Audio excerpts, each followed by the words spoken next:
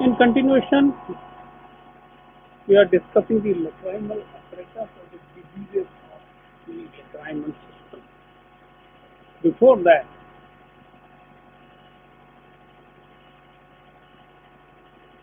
tell me anyone name of accessory lacrimal gland. There are two accessory lacrimal glands. Okay? Yes, very good. Glands of Krause's and glands of Wolfring.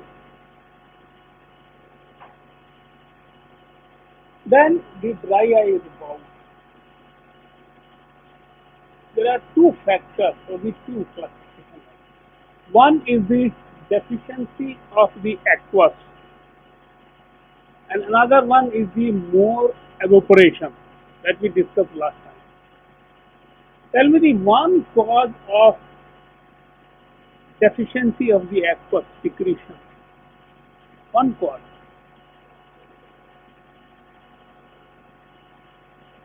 Under syndrome. Okay. More evaporation.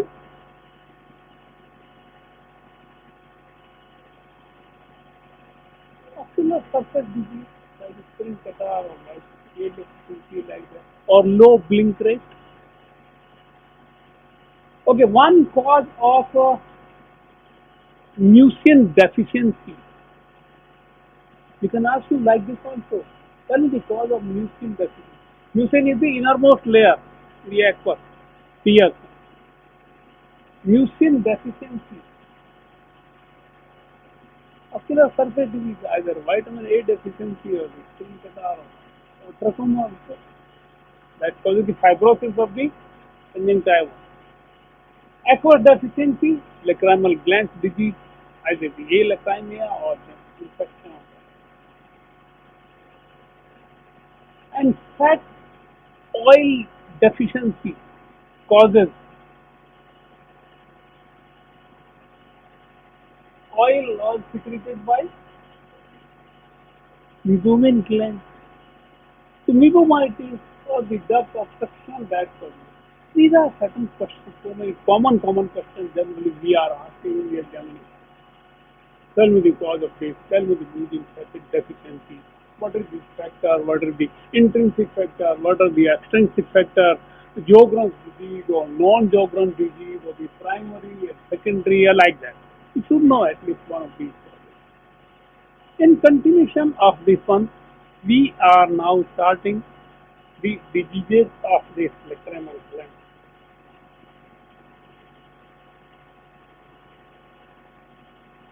Acute dactyloadenitis, although rare that, occurs occasionally in the general infection mumps, since the structure of the lacrimal gland is similar to the parotid and submandibular salivary gland. The glands become enlarged and the tender. There is congestion and the chemosis of the conjunctiva. This is dactyloadenitis, inflammation of that part. Treatment is analgesic or systemic antibiotic. Dactylos also, because you should know these terms. Cystic swelling of the upper fornix due to retention of the secretion due to blockage of one of the lacrimal ducts. Important is the Muckley's syndrome. Many times we ask, what is this? This is characterized by symmetrical enlargement of the lacrimal and the salivary glands, parotid and the submandibular. It is seen in the cases of sarcoidosis, Hodgkin's disease, lymphoma and the leukemia and the tuberculosis. This is called. This is the inflammation of salivary gland with the relationship and the submandibular gland, so that there is a xerostomy, less secretion of the saliva. Tearfall's disease, this is the disease uveitis associated with the enlarged parotid and the lacrimal gland. These are some diseases related to this. Tumors of the lacrimal gland, so many benign tumors in the lacrimal, owing to the similarity structure, these are some diseases of it.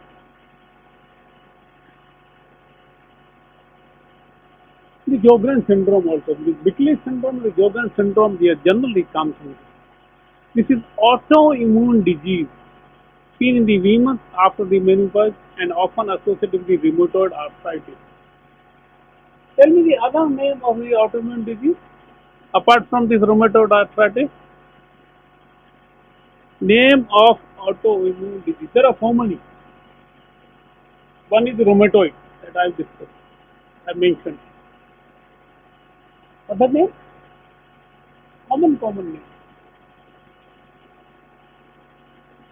Lupus, erythematosus, polyarthritis nodosa like that.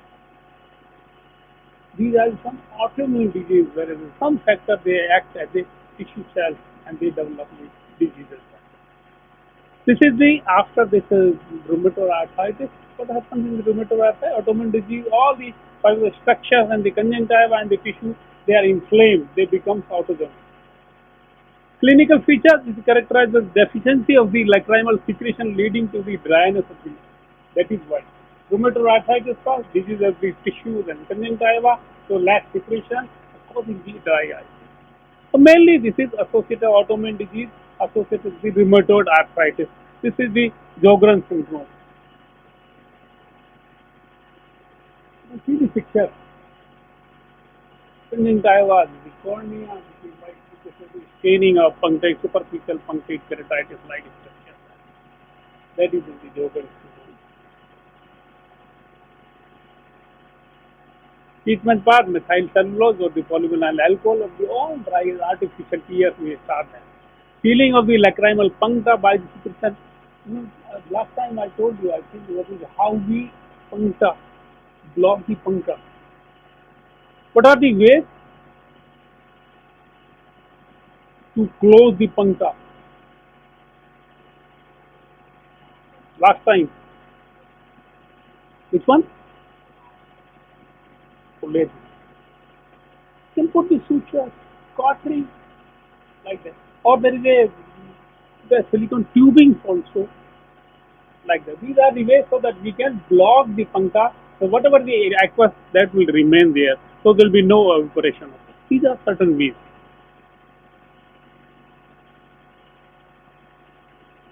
Watering of the eye. Another terminology. There are two terminologies.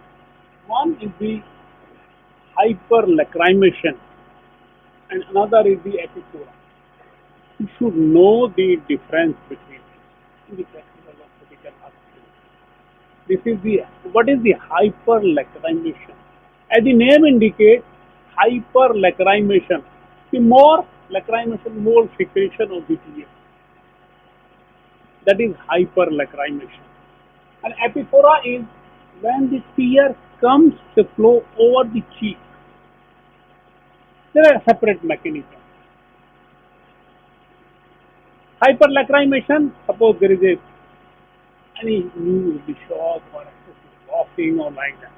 Suppose there is a disease of the conjunctiva, the conjunctivitis or scleritis or keratitis or uveitis, endophthalmitis like that. Inflammation of these tissues they give because this is the cornea and conjunctiva supplied by stigma. The afferent goes to the lacrimal gland so that excessive secretion comes. This is the hyperlacrimation that we can measure with the thermal test. This is hyperlacrimation. Drainage is normal, but secretion is more. That is hyperlacrimation. And epiphora, when the puncta is blocked, right from the puncta to canaliculi and the lacrimal sac and nasolacrimal duct or some pathology in the nose. So that drainage is not proper, drainage is not complete. Somewhere this is obstruction. So whatever the tear is not drained into the mucous membrane. The mechanism of the tears you might have, last time I have discussed it. Whenever the opening or the closing of the eye, the opening, there is due pressure, opening, that is a siphon-like structure that is. So whenever there is any obstruction with the puncta, canaliculi or this lacrimal sac or nasolacrimal duct, that excessive tearing over the cheek, this is the epiphora. So these are the causes. Causes start from puncta, canaliculi. All this is a hyperlacrimation. There may be central causes or diseases of the ocular surface like conjunctivitis, uveitis or scleritis or whatever. These are the reflex mechanism. That is the reflex mechanism. That is why there is a hyperlacrimation. This is the blockage so that there is a epiphora. So you should know the difference between hyperlacrimation and the epiphora. This is the picture that you all expected. The lacrimal reflex, that is all causes sensory stimulation like chronic dacrocystitis. You know the diseases, especially there is 2 or 3 diseases more common. A congenital cause is also there. Non-congenital or congenital nasolacrimal duct obstruction or NLD block. Congenital NLD block. What is this? Anybody is having any idea? You see, very common. Newborn, what happens in newborn with the lacrimal sac? After 1 day or 2 days or even after months, there is a canalization of the nasolacrimal duct into the nose, so that drainage occurs. 25 to 30% children to the newborn, they do not take canalization of this. So the mother or father, they always complain, excessive watering with the tear comes from the eye, either from the one eye or the another eye. The cause is this is the non-canalization. And why non-canalization? Because some debris, or the mucus debris or some inflammatory material or infected material, they are blocked in the nasolacrimal duct, so that there is no drainage and clear offering. This is the non-canalization. That also we should know that, because if so many patients come, 25 to 30%, treatment will discuss, it will come. So we should know that is also a disease of the lacrimal sac. This is congenital nasolacrimal duct obstruction. Nasolacrimal duct obstruction. Okay, about the chronic dacrocystitis.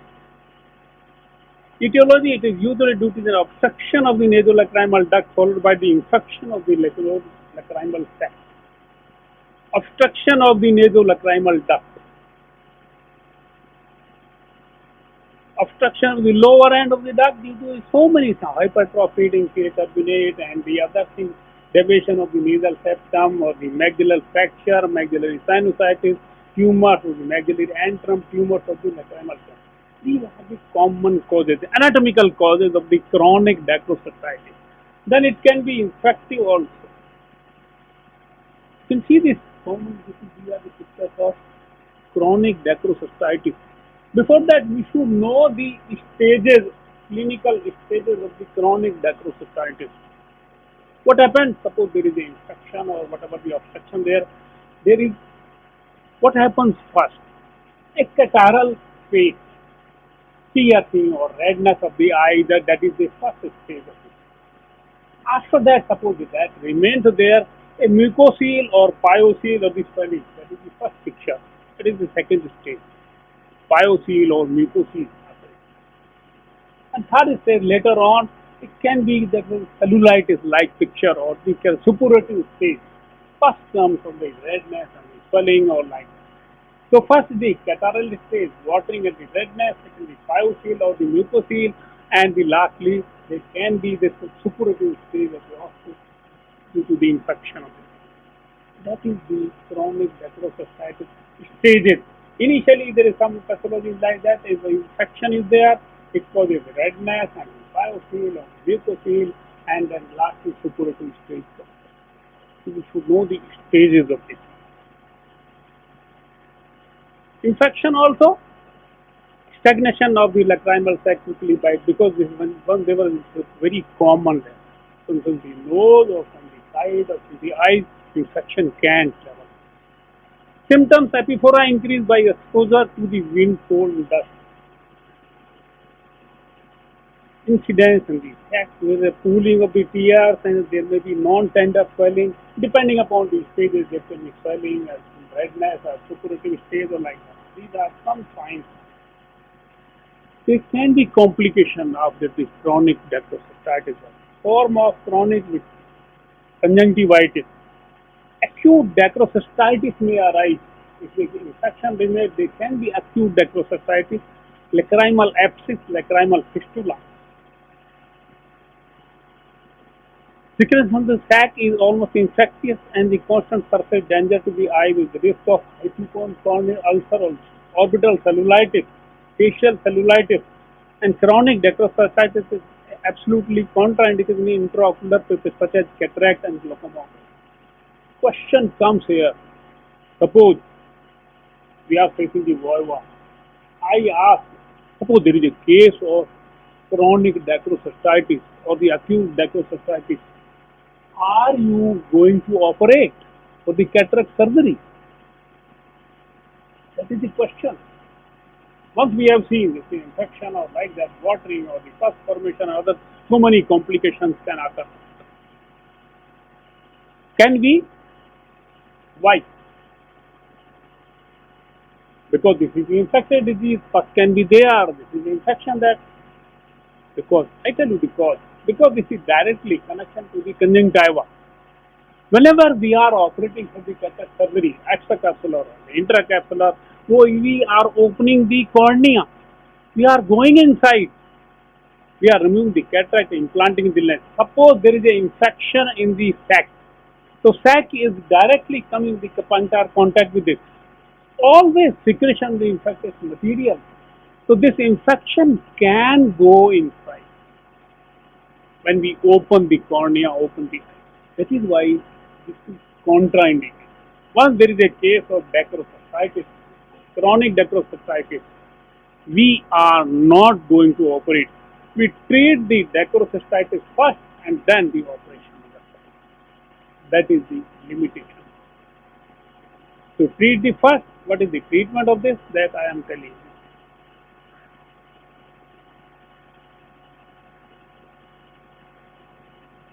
Gentamicin or the tobramycin drops or the massage we will start.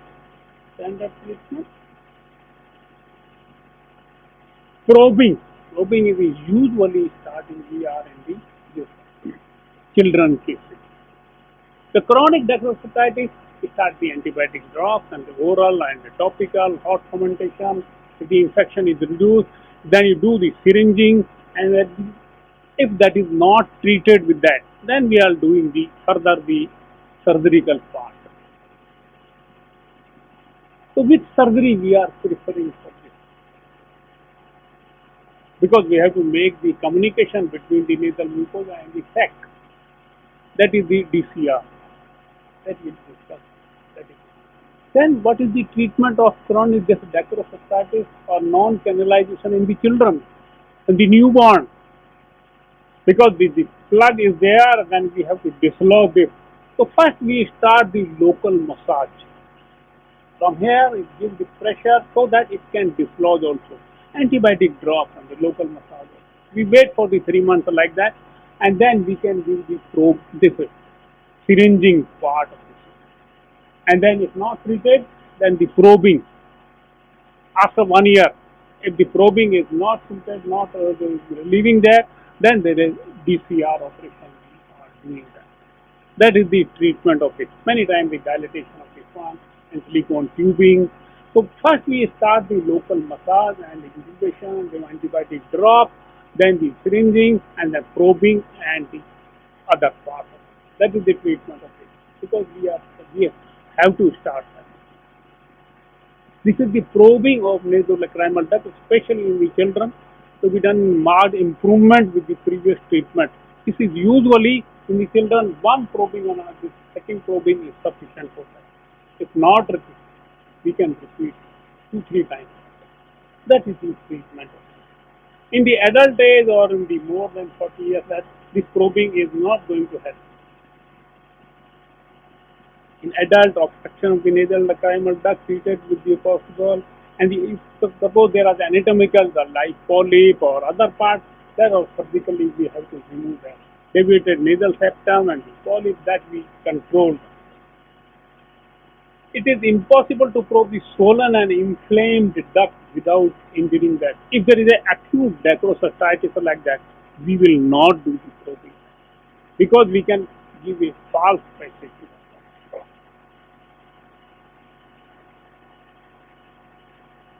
Dacrocystectomy. Before that, I'll discuss the acute dacryocystitis also.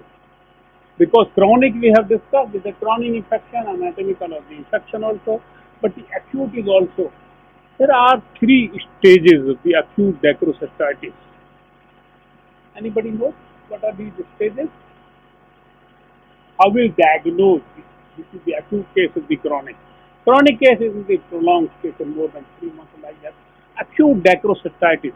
There are three stages of the acute infection in the nasolacrimal duct in the sac. One stage, first is the cellulitis stage. Too much swelling in the pain and all lids are coming up with tender part, redness and tearing. This is one stage. That remains. Second stage is the lacrimal abscess part, white of the yellow part that produces. That is the lacrimal abscess part. And third stage is the fistula formation. Because once the abscess is there, either you relieve it by cutting that or it will burst out. If untreated cases, that will burst out, that will remain, that will leave a crack. That is sinus formation or the fistula formation. So cellulitis form, abscess form and the fistula formation. Treatment is different. Cellulitis start the antibiotic drop treatment for fermentation and all those things. Abscess is there, then you drain. Cut part and you drain them. If the fistula is there, then we have to do the fistulectomy. Remove the tract and then opening and make a communication. That is the treatment of acute dacrocystitis. So the chronic dacrocystitis we have discussed, acute dacrocystitis, then congenital nasolacrimal duct obstruction in the children, that also we have discussed. Now comes the DCT, we have discussed it. Dacrocystectomy. As the chronic dacrocysstitis is a constant source of infection, the lacrimal sac must be removed to prevent the development of the hypocone corneal epiphora. Usually persists for the time after excision of the sac, but gradually wears off. In the normal condition, the tear evaporates from the surface of the globe. Removal of the infected sac causes reflex inhibition of the tear secretion. Epiphora will still occur in exposure to the wind.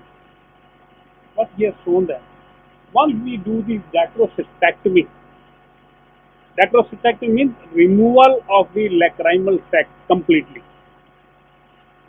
Once we have removed the sac, because the drainage part that we have obstructed, we have prevented that.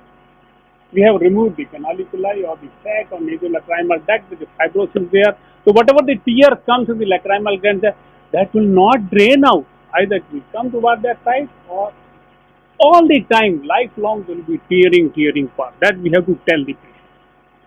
If there is a requirement, then only we should do that. There are certain indications of the DCT and DCR. But here then, as the time goes, more evaporation, less secretion, that patient may adopt of this. That is the dacrocystis. Indications for DCT. There are certain cases where we are performing the DCT. DCT is of dacrocystectomy and DCR, dacrocystorhinosis.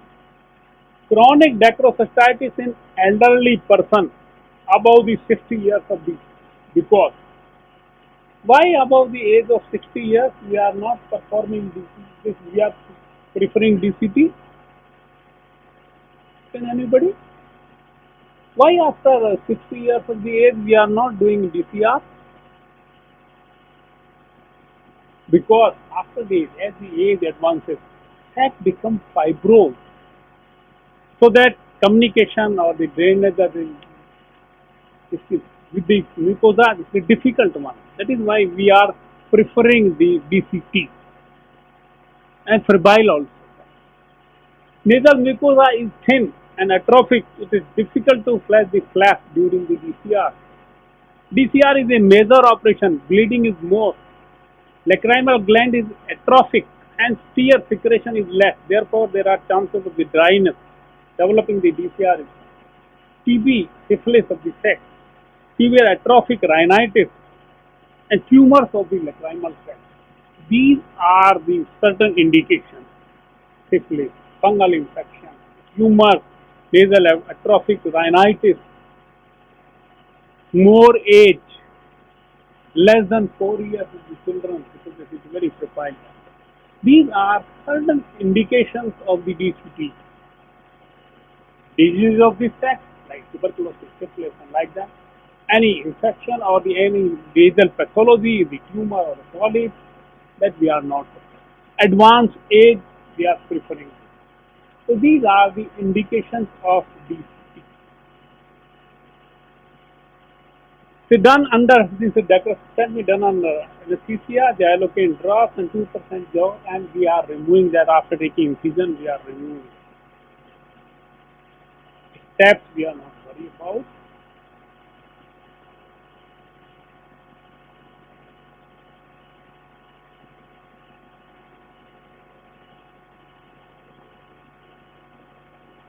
Dacrocystorhinostomy. There we are making a communication between the sac and where mouth. What do you say? Where we are making communication. Anybody have any idea? This is a sac. If you see the structure, whatever the cut section, skin first, then comes the nasal cancer, then comes the muscle or vigorous muscle-like muscle, then comes the lacrimal sac, and inside that medial side there is a bone, lacrimal bone, and inside that the medial side there is a nasal mucosa, and where the inferior meatus is the nasolacrimal, this opening, nasolacrimal duct. This is the inferior meatus in the nose. So we are making communication between the nose, sac and in the nasal mucosa. The problem is the bone is there. A disc shape and the oval shape disc we are removing and making communication between the sac and the nasal mucosa. This is called dacrocystorhinostomy. That is, we are making communication between the sac and the nasal mucosa so that whatever the tear is flowing in the lacrimal sac comes in the fornix, puncta, canaliculi, and the fundus, the lacrimal sac.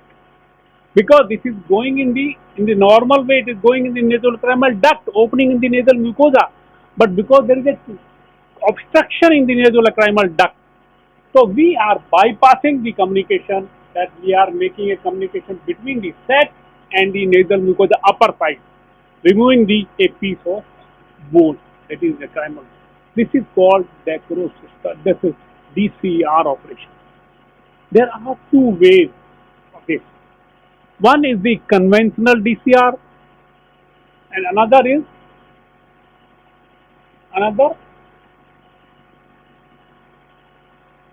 nowadays ENT surgeons are preferring that we are doing this endonasal DCR. Endoscopy, with the endoscopy and with the laser, we are making communication. I'll tell you that. What is that? Before that, there is an indication of this chronic dacrocystitis in young and middle-aged person below 60 years. Favorable cases are those with leukocytes. Indications, what are the contraindications of that DCT? This is the indications of the DCR. Young age, having no pathology, clear cut, we are making a communication. Acute dacrocystitis, we have discussed that. So all symptoms, fever, there is a pain. These are the pictures of this cellulitis phase, abscess phase. Abscess phase, yellow, you can see that we have discussed the three stages: cellulitis, abscess formation, and the sinus form. These are the some stages. Signs, the skin over, congestion, and the lacrimal abscess, and later on they burst out also.